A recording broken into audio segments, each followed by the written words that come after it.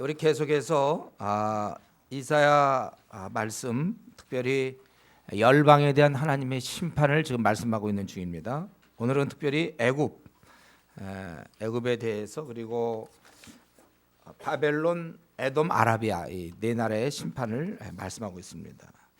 이 애굽에 대한 그 심판, 형벌은 지금 보니까 6가지가 나오죠. 이제 하나님께서 임하시는데, 그래서 애굽인이 막 녹을 것인데, 첫 번째는 그 심판의 형벌이 바로 형제끼리 싸우는 것입니다. 이웃 간에 싸우고, 성읍 간에 싸우고, 나라와 나라가 싸운다. 그럼 우리가 이 싸우는 것, 이거 형벌 중에 하나입니다. 하나님의 축복이 아니에요. 정상적인 것이 아닙니다. 우리가 교회나 가정 혹은 뭐 직장 어디서나 이렇게 다툼이 있는 것은 그거는 참 비참한 거예요. 그래서 우리가 어떻게 하든지 분쟁거리를 만들지 말고 평소에 화목한 기질을 개발하는 게 중요합니다. 까다롭게 굴지 말고 화목한 기질들을 개발하는데, 여기 보면 이 싸우는 게 첫 번째 버리고, 두 번째는 이제 정신이 그 속에서 쇠약하다. 이 뜻은 이제 지식이 없어진다 그거예요. 그래서 그들이 우상과 마술사와 신접한 자와 요술기에 묻겠다. 참 지식을 소유하지 못하는 것, 이것도 형벌입니다. 지금 얼마나 우리 주위에 많은 사람들이 참 지식을 갖고 있지 못해서 사실은 이러한 우상 마술사 이런 자를 쫓아가거나, 아니면 교회 다닌다는 사람도 어떤 기도 같은 데 가서 거기에 이상한 사람들한테 가서 물어보긴다든가, 또 자기가 어떻게 살아야 될지 몰라요. 참 지식을 갖고 있는 거 얼마나 귀한 것인지 모릅니다.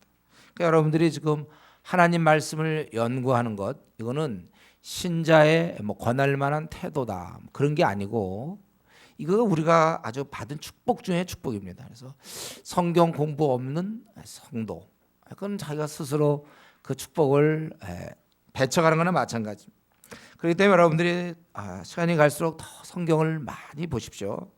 우리 이 벌 중에 하나가 그들에게 참 지식을 빼앗겠다 그거예요. 그리고 세 번째는 잔인한 군주, 포악한 왕이 그들을 치지한다. 여기 그 11절부터 보면 이제 지도자의 우매함도 있는데, 여기는 지배자의 잔인함, 이거 다 버립니다. 못된 지도자 만남이 형벌 중에 아주 형벌이죠. 그게 얼마나 많이 고생을 합니까? 남편 잘못 만나서 아내가 평생 고생할 수 있고, 또 부모 잘못 만나서 자식이 계속 고생할 수 있고, 또 교회 내에서는 또 목사를 잘못 만나서, 지도자 잘못 만나서 고생할 수도 있는 거고, 또 조장을 잘못 만나서 바꾸니까 괜찮긴 하지만 그런, 또 나라의 지도자 잘못 만나서 우리 많이 고생들 하는데, 그러니까 여러분들이 스스로 좋은 지도자들이 되십시오. 여러분들이 직장에 있거나 가정에 여러분들이 있으면 정말 좋은 가장이 되고 상관이 되고 선배가 되세요. 그래서 여러분을 만나는 사람들이 참 좋게. 여기 보니까 잔인한 것, 그리고 5절부터 10절까지는 이제 가뭄으로 고통을 받는다고 그랬죠. 바닷물이 없어지겠다. 바닷물이 없어져 버려요. 강이 잦아서 마르겠고, 그렇기 때문에 악취가 나겠고, 애굽의 강물은 줄어들고 마름으로 갈대와 부들이라는 것은 이제 갈대와 비슷한 풀인데 다 시들겠다는 거예요. 나일 가까운 곳 나일 언덕의 초장과, 나일 언덕이라면은 이제 이게 근원이에요. 물의 근원. 그것이 나일에서 쭉 전국에 물 공급하는데, 이제 이것이 중단된다는 거예요. 그래서 곡식밭이 다 말라서 난려가 없어질 것이다. 이로 인해서 어부들은 슬퍼한다. 그래서 탄식하고, 또 낚시를 던지마다 슬퍼하며, 무리의 그물을 치는 자는 피곤할 것이다. 얻지 못하는 것이고, 또 실제 살아가는데도 참 제대로 생필품이 공급이 안 되고, 그래서 여기 보면 세마포 만드는 자, 배 짜는 자. 세마포라는 것은 제사장주의의 높은 자의 그런 옷이고, 배라는 것은 보통 평민의 의복용인데, 이 모두가 다 그렇게 일을 하는 사람이 할 게 없고 짤 게 없고, 그러니까 이제 수치를 당할 것이고, 그의 기둥이 부서지고 품꾼들이 다 마음에 근심해라. 그래서 기둥이라는 것은 이제 고위 계층을 얘기하는 것입니다. 다 마음에 근심하게 되고, 이런 중에 다섯 번째로 지도자의 그 우매함이 보태지는 것입니다. 그래서 보면 소안의 방백은 어리석었고, 소안이라는 것은 이제 그 당시에 나일 강가에 왕과 그 고관들이 거주하던 곳이에요. 거주하던 곳. 거기에 있는 방백은 어리석고 바로의 가장 지혜로운 모세의 책략이, 가장 지혜로운 자, 그 나라에서 가장 뛰어난 자의 책략이 아주 우둔하여졌다. 책략이 이 다 우매하다는 거예요. 너희가 어떻게 해서 지혜로운 자의 후손이라 그렇게 얘기할 수 있겠느냐? 너희 지혜로운 자가 어디 있느냐? 12절에. 그렇다면은 애굽의 장래를 한번 얘기해 봐라 이거죠. 소안의 방백들이 어리석었고 또 노베의 방백들은 미혹됐다. 노비라는 것은 이제 고대 애굽 왕에 거주하던 곳입니다. 나일 강가에 있어요. 근데 소압이나 노베 다 그러한 지도자들이 미혹되었다더라. 그들이 애굽 종족의 모퉁이 돌, 굉장히 중요한 그 돌이지만 결국은 애굽을 그릇가게 했다. 그런데 이렇게 된 것이 왜 지도자가 우매하게 되었냐면 바로 여호와께서 그 가운데 어지러운 마음, 어리석은 마음을 섞었다는 거예요. 그래서 그들이 애굽을 매사에 잘못 가게 함이 취한 자가 토하면서 비틀거림 같게 하였으니, 애굽에서 머리나 꼬리며 윗사람이나 아랫사람을 얘기죠. 종려나무나 종려나무 가지나 갈대, 그것도 마찬가지로 머리와 꼬리가 되는 것이, 높은 자 낮은 자 다 할 일이 없다는 것입니다. 그리고 이제 또 심한 두려움이 그들에게 있습니다. 그래서 그날의 애굽이 분요와 같을 것이다. 이 말은 이제 여인처럼 아주 두려움을 떤다 그런 것이죠. 그들이 만군의 여호와께서 흔드시는 손, 계속되는 심판입니다. 그들 위해 흔들림으로 말미암아 떨며 두려워할 것이며, 유다 땅은 애굽의 두려움이 되리니, 유다 땅이 애굽의 두려움이 된다. 이건 생각 못 해본 거거든요. 아마도 너무나 이 애굽이 두려움이 많다 보니까 유다 땅 정도도 그렇게 두려움으로 생각할 정도가 됐는지 모르겠어요. 이것은 다 두려움이 되리니 이는 만군의 여호와께서 애굽에 대하여 정하신 계획으로 말미암아 그 소문을 듣는 자마다 떨리라. 우리는 지금 여기서 6가지 애굽에 대한 형벌을 살펴보았는데, 사실 이 중에 어느 것 하나라도 우리가 감당할 것이 없습니다. 우리는 감당할 수 없어요. 여기 보면 하나님께서 마음 먹으시면 참 지식을 빼앗기도 하고 우매함을 주시기도 하고 두려움도 주신단 말이에요. 이런 하나님 앞에서 우리 인간은 아무도 대항할 수 없습니다. 하나님 앞에서 우리 인간은 겸손해야 합니다. 아무리 그가 학벌이 있고 능력이 있고 돈이 있어도 지위가 있어도 겸손해야 되고, 겸손하지 않는 것은 그게 어리석은 거예요. 우리 개미들이 말이죠, 개미가 한 5mm 되나요? 5mm? 근데 그 중에 한 10mm 되는 개미가 있다고 합시다. 자, 개미에서는 개미들 가운데는 세다고 자기가 막 사람한테 덤벼갖고는 발을 물려고 그런다든가 밟히는 거예요. 개미가 안 되는. 아무리 근육이 나오고 단단해도 총에 맞으면 안 되는 거 비슷합니다. 사람은 그저 하나님 앞에서 겸손해야 돼요. 그런데도 지금 내가 신앙생활하면서 뭔가 하나님 앞에 자꾸 이렇게 뻗팅기는 것이 있습니까? 그래도 될까요? 우리 이런 하나님이신데, 오늘 이 형벌을 보니까 어마어마한 그 생각을 막 바꾸시는 하나님 앞에 어떻게 우리가 대항할 수가 있습니까? 우리가 이런 면에 있어서 참 항상 하나님 앞에서 다른 죄는 몰라도 이 특별히 교만은 자체에서부터 하나님에 나오는 대항성이 있지 않습니까? 힘이 있잖아요, 자체. 그래서 조심하셔야 되구만. 그리고 이렇게 애굽을 형벌하시나, 그러나 하나님께서는 또 이 회복에 대한 그날은 이제 어떤 회복의 날인데, 그때 애굽 땅의 중앙에는 여호와를 위한 제단이, 그날에 18절에 애굽 땅에는 가나안 방언을 말하며, 애굽 사람들이 가나안 말을 모르는데 그만큼 흠모한다는 거예요. 만군의 여호와를 가리켜 맹세하. 만군의 여호와를 가리킨다는 건 신앙이잖아요. 그런 성읍이 5성읍이나 있을 거죠. 그 중 하나를 멸망의 성읍. 근데 이 멸망의 성읍 혹은 이것은 보호하는 성읍, 이렇게 해석이 됩니다. 이 원어로 보면 이 두 가지가 다 가능한데, 아마도 이것은 정확한 우리가 의미를 모르지만 지금 많은 성읍들이 하나님을 사모하게 되고 그래서 가나안 방언을 말한다는 거예요. 그래서 그날에는 애굽 땅 중앙에 여호와를 위한 제단이 있겠고 또 변경의 기둥이 있을 것이다. 이것이 바로 하나님을 섬기는 표식이 된다는 거예요. 표적과 증거가 된다는 것입니다. 그리고 아주 중요한 것은 20절에 이들이 신앙이 얼마나 있는지 그들이 압박하는 자들로 말미암아 여호와께 부르짖겠고, 이거 원래 이스라엘 민족만 하는 거였거든요. 힘들 때 부르짖는 거, 신앙인이 하는 거예요. 근데 애굽 사람들도 자기들이 힘들 때 여호와께 부르짖는다고 그랬습니다. 그러면 보호자를 보내서 건지실 것이다. 사실 저와 여러분이 누릴 수 있는 축복을 그날 누리는 거예요. 우리는 좀 힘들 때 하나님께 부르짖지 않습니까? 제일 중요한 거죠. 우리가 아주 힘들 때 우리는 하나님께 부르짖어요. 그들도 이제 그런 신앙을 갖는다는 겁니다. 우리 이제 그러나 또 교인이라고 해서 다 이렇게 되는 건 아니죠. 힘들어도 이렇게 부르짖지 않는 사람이 있어요. 사람들한테만 얘기하고 기도는 한 20분 하고, 집에서 기도는 20분 하고 밖에 나가서 사람들한테 힘들다고 얘기하고, 사람께 부르짖는 사람도 많이 있습니다. 근심 어린 표정을 가지고 사람들한테 어떻게 좀 해결해 보려고. 하나님께 부르짖어야죠.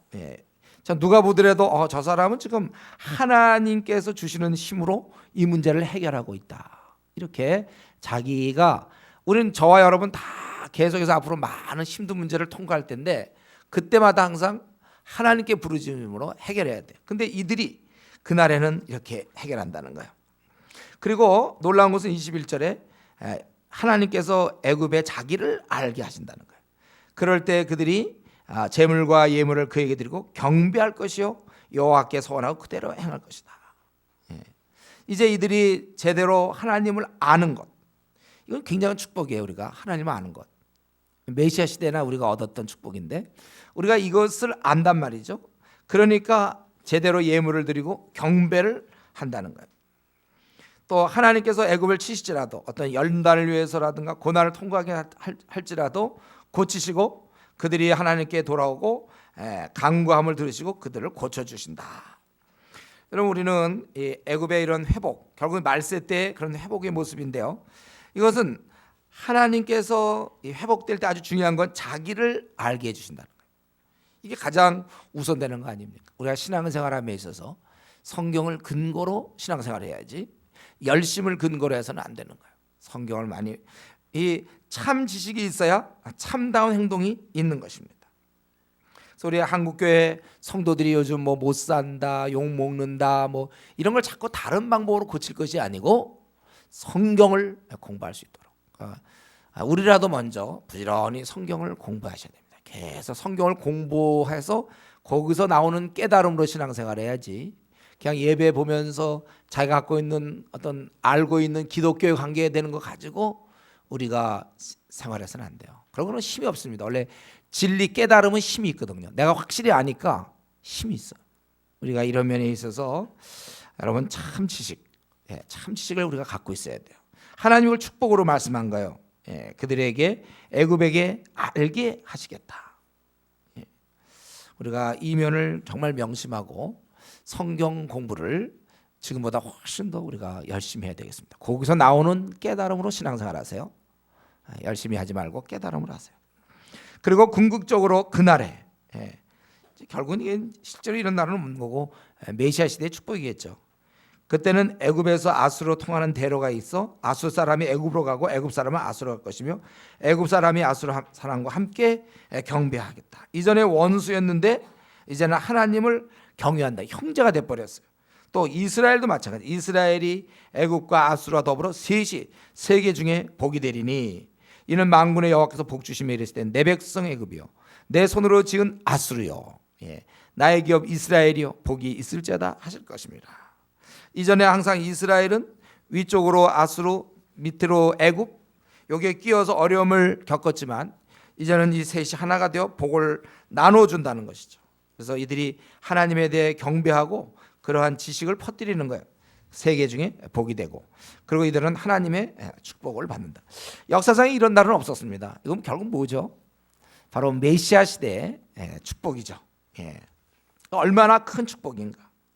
이방 나라가 하나님의 백성이 되고 서로가 그 형제를 발휘하는 이 귀한 축복. 그래서 같이 함께 경배하고 셋이 세계 중에 더불어 셋이 세계 중에 복이 된다. 가족이 된다는 거죠. 그래서 내 백성 애굽, 내 손으로 지은 아수르, 나의 기업 이스라엘 다 하나님을 섬기게 되고, 그리고 이제 우리끼리 깊은 형제를 나누게 된다는 것입니다. 여러분, 이런 형제는요 메시아 시대의 축복입니다. 우리가 그것을 알아야 돼요. 그렇기 때문에 우리가 사는 날 동안 나는 누구와도 더불어 형제를 발휘하겠다, 이런 생각을 하셔야 됩니다. 내가 한 명이라도 마음에 불편한 사람이 있으면 내 마음이 각박해지기 시작해요. 그건 그렇습니다. 불편한 거야, 내 마음이. 누구에 대해서 내가 이렇게 좀 삐친다든가 이러면 내가 힘들어. 그 사람이 힘듭니까? 삐침 당하는 사람이 막 힘들까요? 자기가 삐치면 자기가 힘든 거예요. 우리가 그런 의미에서 아까 얘기한 것처럼 화목에 가득한 기질을 개발하라. 성경은 그렇게 얘기하고 있잖아요.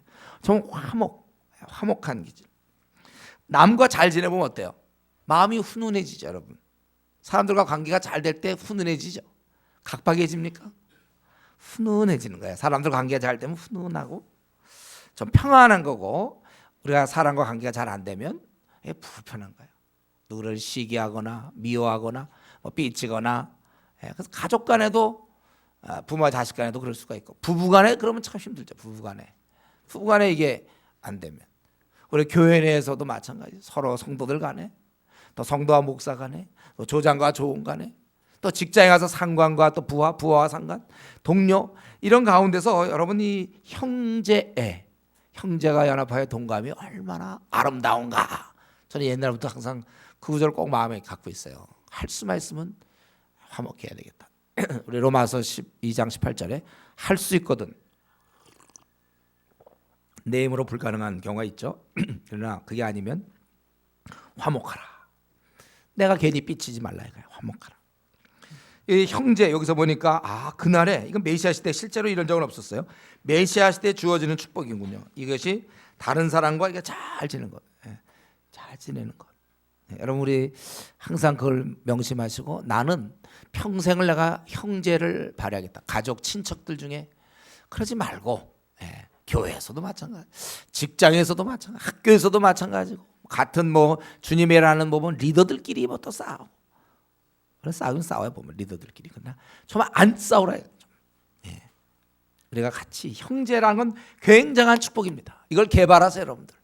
자꾸 사람들이 멀리하지 말고, 참 어떻게 하면 이 모든 사람과 형제가 될지. 저는 이제 이전에 캠퍼스에 간사로 있을 때 제가 리더십을 이제 행사할 때 많은 사람과 부딪히게 됐어요. 일을 하다 보니까 부딪히더라고요. 근데 그게 늘 마음에 힘들고, 그래서 거의 한 10년이 지났나요? 그래서 다시 한번 만나자고. 그래서 그 사람들 다 만나서 내 죄를 또 용서를 구하고, 또 그들도 서로 용서를 하고, 서로 용서하고, 그래서 엉엉 울고. 그러니까 얼마나 좋은지 몰라요. 지금도 그 생각하면 참 좋아요. 그래서 1년에 2차례씩 모여요. 우리들 모여가지고 왕년에 싸웠던 얘기하면서. 그 주님이라도 하면 그럴 수 있거든. 밀고 나가다 보면. 그러나 이제 풀고, 우리가 이게 메시아 시대의 축복이에요. 형제를 잘 갖는 거. 여러분들 가족 간에, 친척 간에, 이번에 혹시 명절 때 가족 간에 이렇게 좀 부딪힌 거 없습니까? 우리 그러지 말고, 또 부부 간에도 마찬가지, 부모 자식 간에도 형제를 많이 발휘해. 이거 하나님이 참 좋아하는 겁니다. 사랑하는 거. 왜냐하면 그분 속성이 사랑이시기 때문에 누구랑 일일의 성격상 안 맞는 거 아는데 그래도 친하란 말이에요. 잘 지내라고, 내 편에서 할 수 있는 거를 하라는 겁니다. 그래서 여기 보니까 그다음에 메시아 시대의 축복이 서로가 막 통로가 있고 말이죠. 함께 경배하고 더불어 셋이, 그렇게 얘기했어요. 근데 우리는 여기서 보면 한 가지만 더 얘기한다면, 이렇게 축복을 누리게 되잖아요. 그러나 이 축복이 어떻게 되어 있습니까? 더불어 셋이 그다음에 세계 중에 복이 되리니, 우리가 늘 얘기하는 것이죠. 이 축복을 누리는 자는 나누게 되어 있다는 것이죠. 축복을 혼자 누리는 게 아니라 나누는 거예요. 그래서 복이 된다고 24절에 복이 된다고 그랬습니다. 여러분, 우리가 주위 사람들에게 참 축복의 통로가 돼야 돼요. 복이 돼야 됩니다. 우리 한 번 사는데 이렇게 살면 안 되냐. 얌전하게, 아주 성실하게, 그저 얌전하고 성실하고 주어진 일을 잘 감당하면서 자기 책임을 다하며 산다. 그렇게 살지 마세요. 그렇게 살면서 주위 사람에게 복이 돼야죠. 나만 그저 착실하고, 원래 나 착실한 사람이거든요. 그래서 나만 착실하고 아주 성실하게 주어진 책임을 다 감당하고 주위 사람에게는 아무 도움이 안 돼. 우리는 생이 길지도 않지 않습니까? 여러분 앞으로 얼마 남았어요, 여러분들? 얼마 남았죠? 그거 남매를 위해서 축복의 삶을 살아야 돼요. 나만 착실하게 삶으로써 그렇게 짧은 생을 그렇게 보내지 말고, 생이 너무 짧은데 우리 어떻게 하든지 주위 사람들이 나로 인해서 그 행복을 얻을 수 있도록. 그래서 여기 보면 그거 더불어 셋이 세 개 중에 복이 되는 거. 원래 이스라엘도 원래는 열방이 복을 받게 돼 있는 건데 자기들만 누리고 이방인으로 이렇게 한 거 아닙니까? 우리는 복을 주기 위한 사람이에요. 여러분 이 시간에 정직하게 생각해 보세요. 내가 있으므로 우리 직장에서 참 사람들이 다 복을 받습니까? 참 좋습니다. 나만 오면 다 좋아합니까?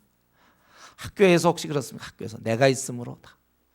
가정에서 지금 나만 들어오면 다 좋아합니까? 교회에서도 나만 있으면 다들 만세입니까? 목사님도 만세. 야, 저 사람이 우리 교인이구나. 서로 조장님 만세. 복이 됩니까 우리가? 중요한 건 내가 성실히 사는 것, 물론 그 중요하죠. 그러나 내가 있으므로 주위 사람들이 복을 받는가? 내 가족 친척들이 나 때문에 복을 받는가? 우리가 그렇게 살아야죠. 계속해서 이 애굽의 멸망을 얘기하면서 회복, 그것은 아마 우리를 위로하기 위해서 그런 것 같아요. 말세 때 이제 그날 메시아 시대 때 그럴 것이다. 그래서 계속해서 지금 애굽의 심판을 계속 말씀하시는데 그만큼 이제 확실한 거죠. 하나님께서 이사야에게 명하시는 거예요. 이거는 이제 시청각 교육입니다. 이거 1절부터 6절까지 짧은 구절을 통해서 시청각 교육이에요. 아수르의 사르곤 왕이 다르단을 그 아스돗에 보내. 이 아스돗이라는 곳은 블레셋 땅입니다. 그러니까 이 아수르의 왕이 사람을 그 아스돗, 아마 뭐 군대 장관이든지 뭐 보냈겠죠. 아스돗을 쳐서 취하던 해. 이 아스돗은 애굽으로 통하는, 북쪽에서 내려올 때 애굽으로 통하는 요로예요. 그걸 정복한 거예요.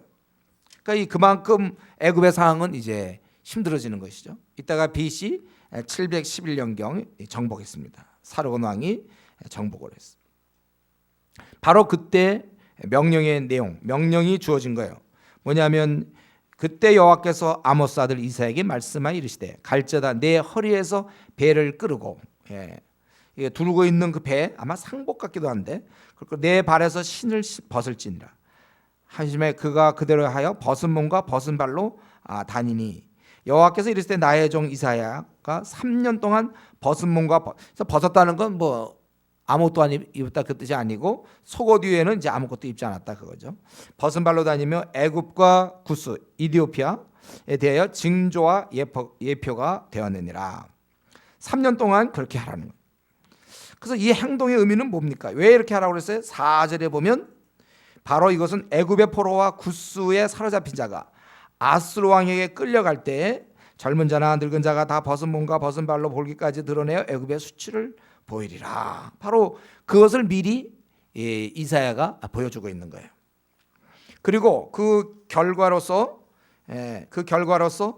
그들이 바라던, 그들이라는 것은 이스라엘을 의미합니다. 이스라엘, 그들이 바라던 구스와 자랑하던 애굽, 그들은 항상 구스, 애굽 뭐 이런 나라를 힘 있는 나라이기 때문에 의지하고 자랑했지만 이제는 놀라고 부끄러울 것이고, 그리고 해변 주민, 여기서는 유다뿐 아니라 일반적으로 그 지중해 나라에 있는 팔레스타인 사람들을 포함하는 거예요. 우리가 믿던 나라가 이렇게 되었다. 자기들은 이들을 힘을 입어서 아수르 왕한테 벗어나려고 했는데 도움을 구하려고 했던 나라가 이렇게 되었구나. 이런 고백을 통하여 애굽의 멸망이 확실하다는 것입니다. 제가 지금 이렇게 하는 동안에 약간 졸리운 사람이 있는 것 같아요. 좀 이 이사가 좀 졸리운가요? 계속 뭐 경고, 멸망 막 이래서. 그러나 졸리운 중에도 지금 2장을 했어요. 2장. 우리 하나님께서는 미리 경고하신단 말이에요. 왜요? 이렇게 해서라도 돌아오도록, 또 하나님께서 그렇게 함으로써 좀 새롭게 하는.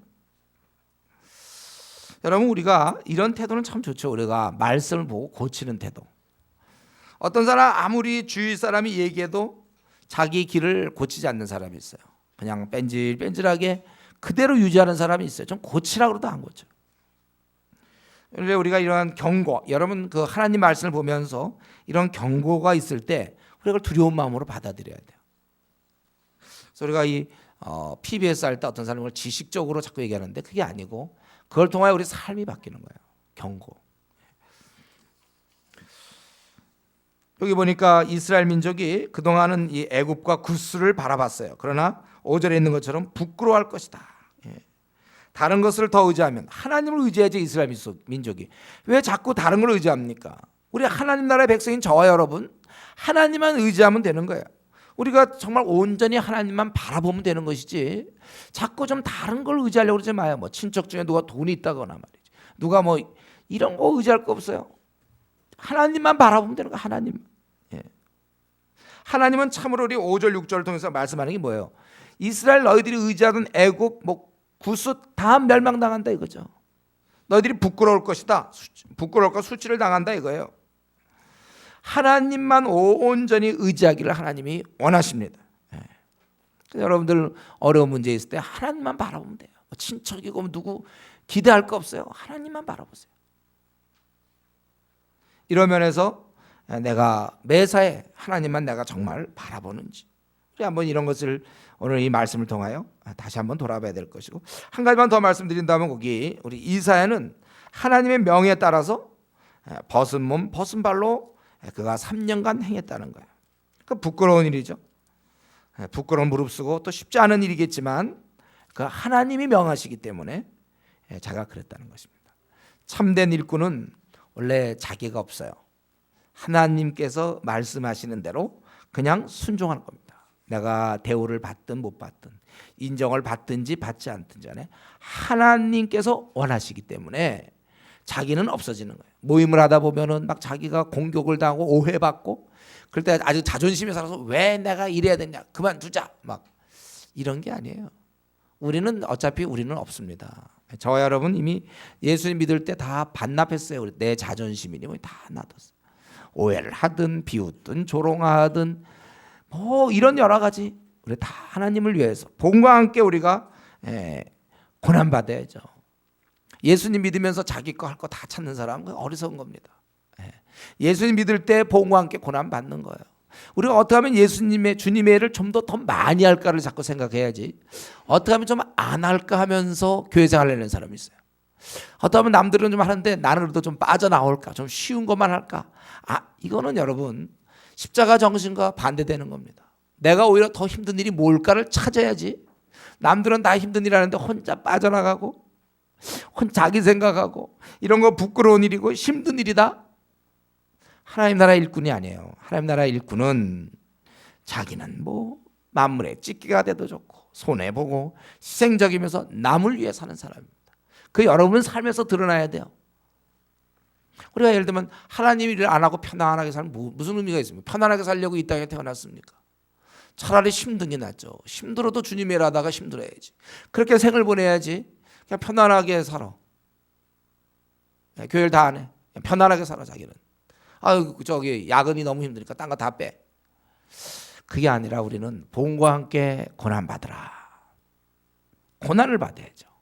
쉽게 살려고 하지 마시고 고난 받는 삶을 사세요.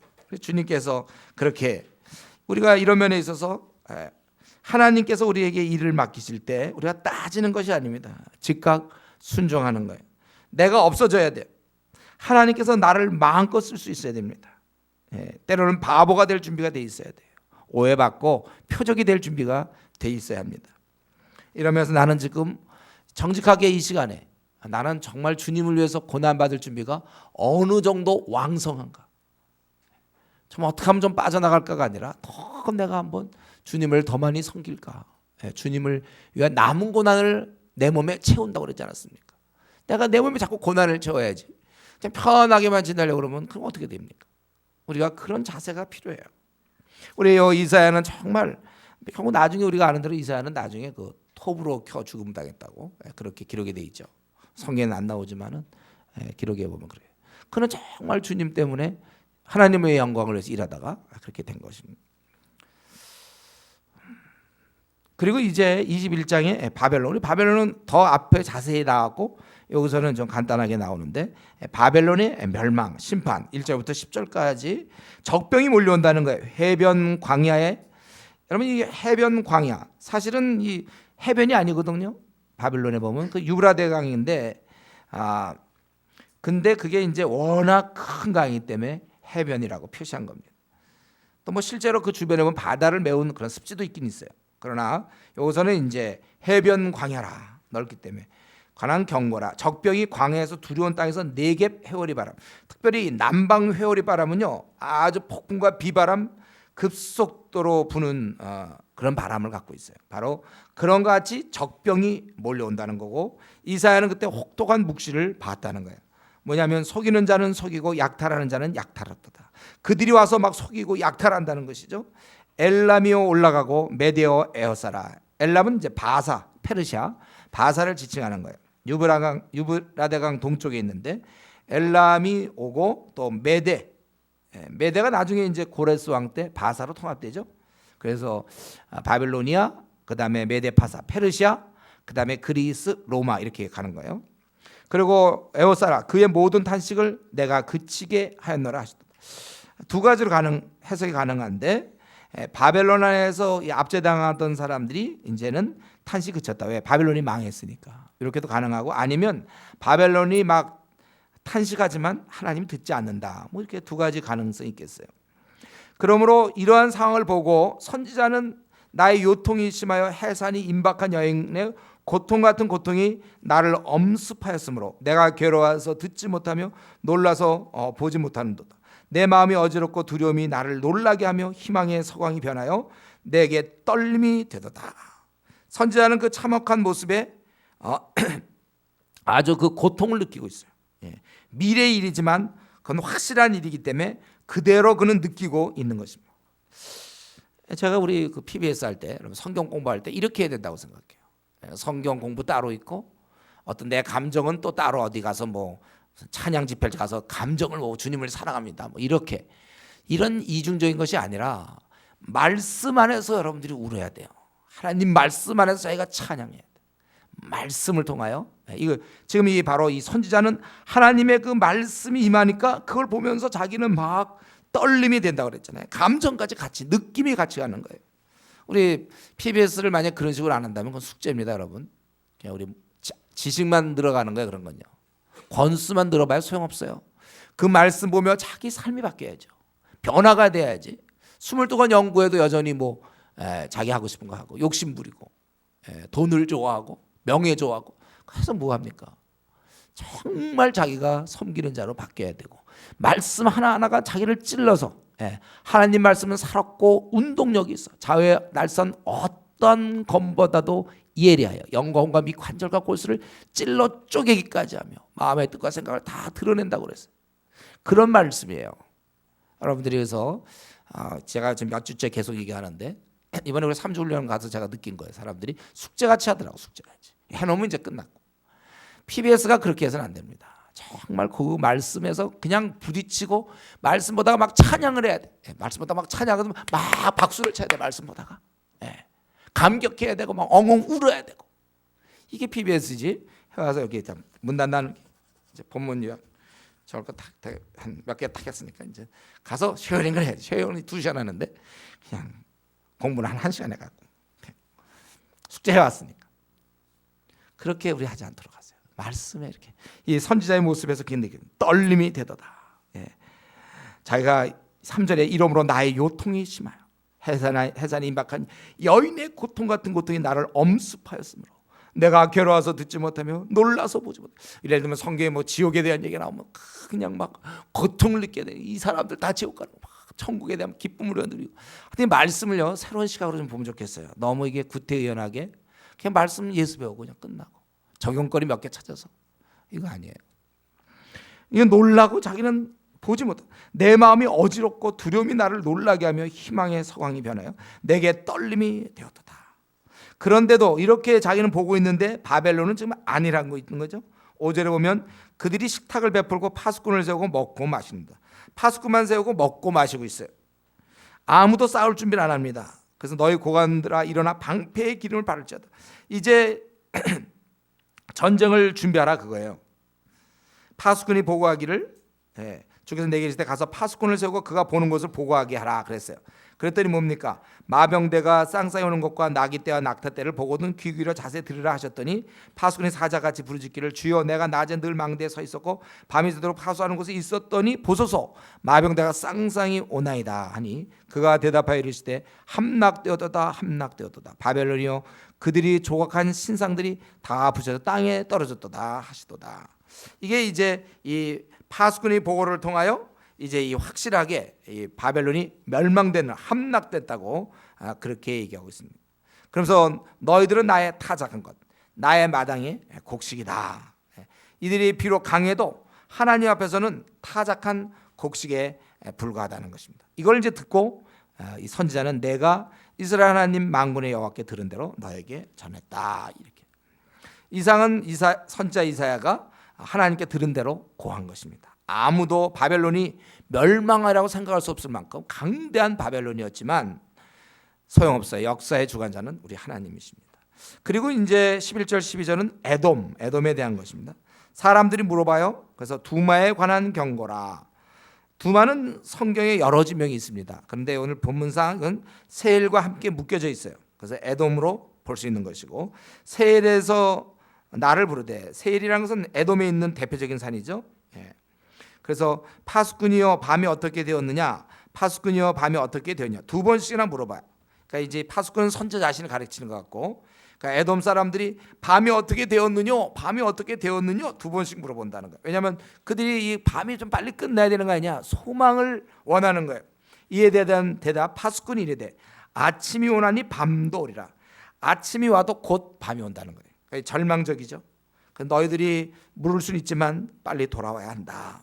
결국 이 에돔의 멸망을 얘기하고, 그리고 끝으로 아라비아 13절부터 우리 17절 아라비아의 멸망을 얘기하는데, 아라비아에 관한 경고라. 드단 대상들이요, 이건 드단 대상들은 주로 구스의 자손들이에요. 장사하는 민족인데 너희가 아라비아 숲에서 유숙하리라. 갈 집이 없다는 거야. 아라비아 쪽에 숲속으로 그들은 도망가야 되는 거예요. 대마 땅의 주민들아 물을 가져다가 목마른 자에게 주고, 이들이 아라비아가 하도 고통을 받으니까 대마 땅의 사람들이 도와줘야 된다는 것입니다. 대마는 아라비아 북쪽에 있는 오아시스 쪽이에요. 그러니까 그 사람들이 물을 주고 또 떡을 가지고 도피하는 자를 영접하라. 왜냐하면 15절에 그들이 바로 전쟁에서 도망한 자들이기 때문에 그렇다는 것입니다. 주께서 이같이 내게 이르시되 품꾼에 정한 기한같이 1년 내에 게달의 영광이 다 쇠멸하리니. 게달이라는 것은 이제 대체로 그 아라비아 부족들을 집약적으로 얘기할 때 게달이라고 표현합니다. 그리고 게달 자손 중 활가진 용사의 남은 수가 적으리니, 그러니까 많이 죽었다는 것이죠. 이 아라비아의 군사들이 많이 죽었다. 이스라엘 하나님 여호와의 말씀입니다. 우리는 지금 계속해서 애굽이나 또는 바벨론이나 또 그 에돔이나 아라비아 이런 나라들의 멸망에 대해서 성경을 통해서 우리가 듣게 됩니다. 왜 하나님께서는 이렇게 미리 알게 하십니까? 이것은 지금 이스라엘이 나라를 잃게 되고 심히 불안한 상태, 주변 나라들의 그 흥망성쇠를 말씀해 줌으로써 하나님이 궁극적으로 모든 걸 다스리는 분이구나. 그래야 그들이 앞날에 대한 소망을 가질 수 있는 거예요. 그리고 괜히 다른 데로 도망하는 게 아니고 하나님께 나가야 된다. 자기들의 죄를 철저히 잡았고 구군이 기울고 이럴 때 하나님께 나가는 것이다. 하나님을 의지하고 지내는 것이 옳은 것입니다. 그리고 이런 나라들의 멸망 가운데 나중에 나오지만 이사야 때 메시아가 결국은 이제 드러나는 거예요. 이러한 나라들이 다 멸망하고 지상에 썩지 아니하고 요동치 아니할 나라, 메시아 나라를 이제 바라보게 시키는 것입니다. 그래서 이러한 경고를 통하여 우리 경건한 신자는 위로를 얻게 되는 것이고 죄인들은 이제 여기서 경고를 받게 되는 것입니다. 여러분, 우리가 오늘 이렇게 나라들의 이런 것을 들을 때 우리는 지금 한 2700년 후에 살고 있는 우리들, 이때보다 한 2700년쯤 될까요? 그렇게 살고 있는 우리들은 이런 말씀을 보면서 뭘 생각해야 됩니까? 예, 우리는 이 역사의 통치자 하나님을 믿어야 된다는 거예요. 그래서 우리가 이 나그네 길에서 우리가 어떤 것을 두려워하거나 걱정하거나 근심할 필요 없어요.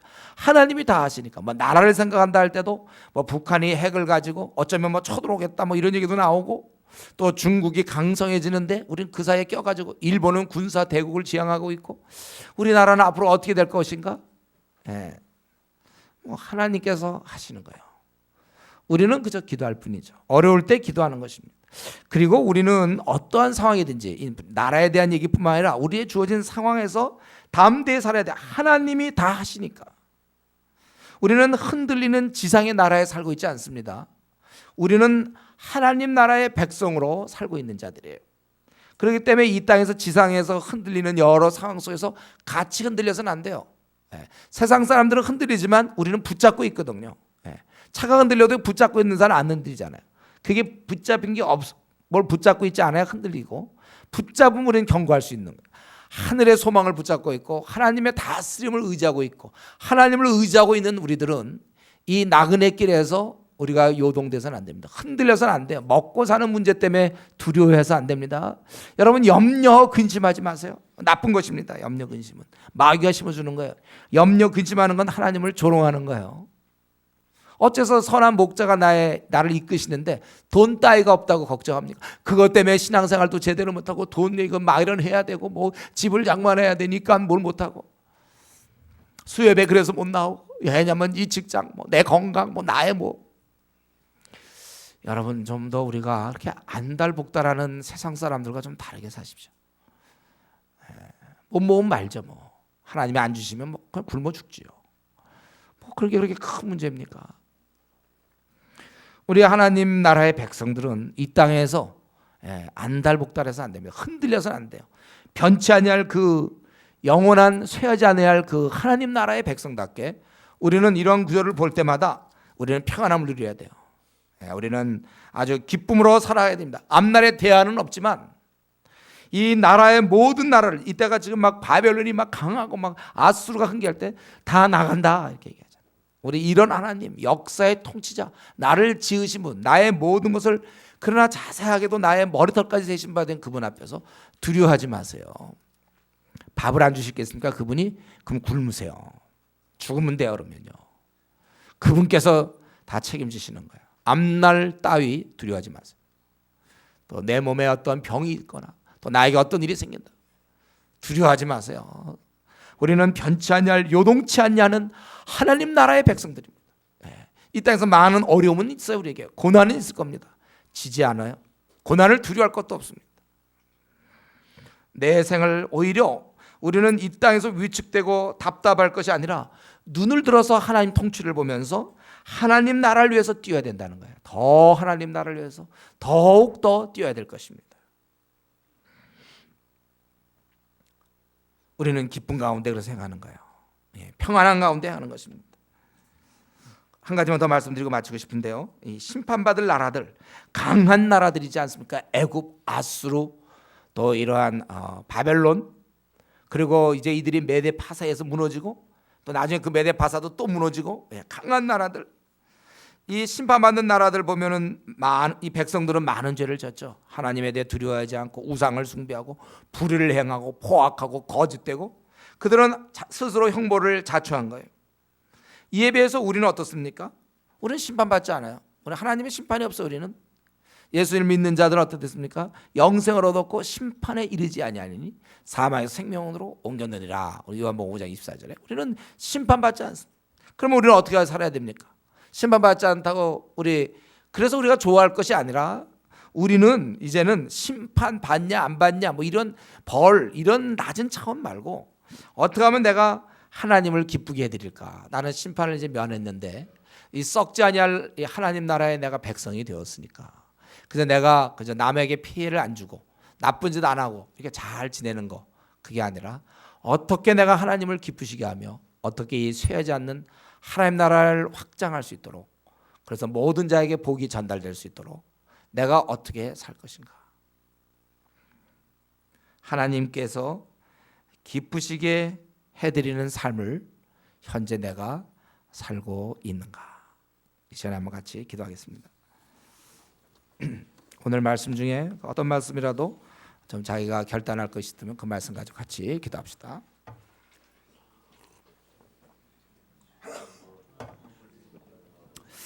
아버지시여, 영원한 나라 썩지 아니할 나라